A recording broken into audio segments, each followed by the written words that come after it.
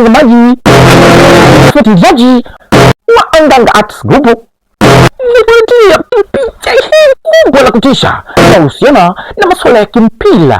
Ninazungumza ni Ramasanda Street Classic Legends Material, wengine wananiita kabisa mzee wa vitu vya kipuzi. Mimi ndio bingwa wa kihistoria, tena mimi nimechukua makombe yote kuanzia miaka 4 mfululizo mtawalia.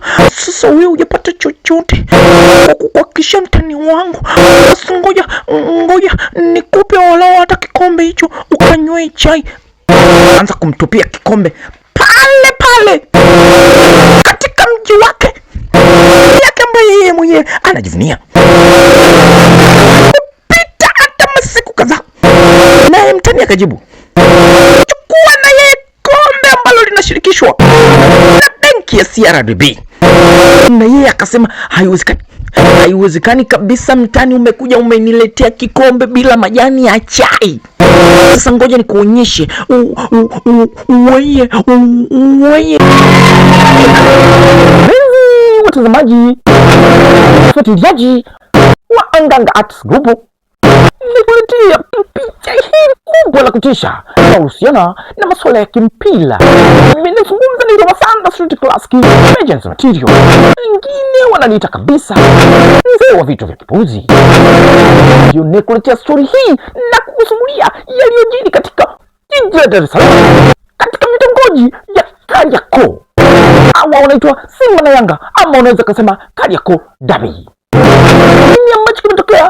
Na kukaribisha uweze kuona unyo kubao kubao, screen macho kwa macho, ili uweze kushuhudia kile ambacho wenyewe wanakiita swala ya champion, mwingine akajiita bingwa. Nini kimetokea? Basi nikukaribishe ili uwe na mimi sambamba nikuletea unyo na uweze kuniambia nani ameshiriki katika parade la bingwa pamoja na la champion.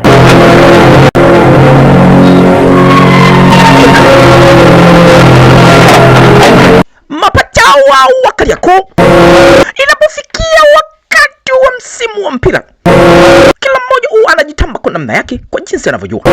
Ndipo ilipofikia zamu ya Young Africa, msimu huu wa 26 amechukua kombe la NBC na akajitamba kinguvu kwa kumtania mtani wake wa Kariakoo.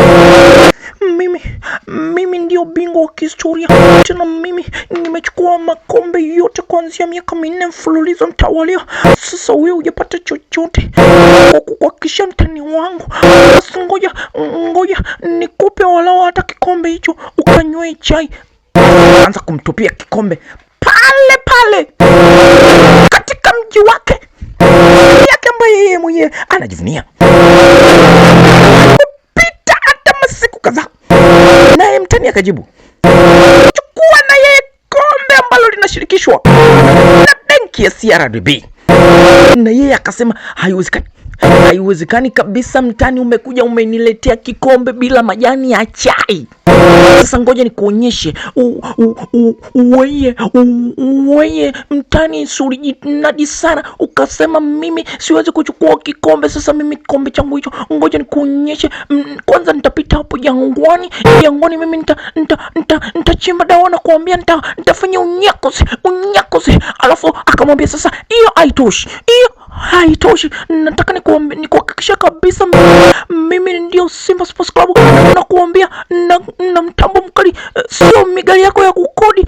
Mimi nakuja na ndinga yenyewe hiriza. Akapita na hiriza moja kwa moja kutoka kule jangwani, akujali kabisa kama kuna matope wala kuona labda pale pana mavifusi. Yeye akapita na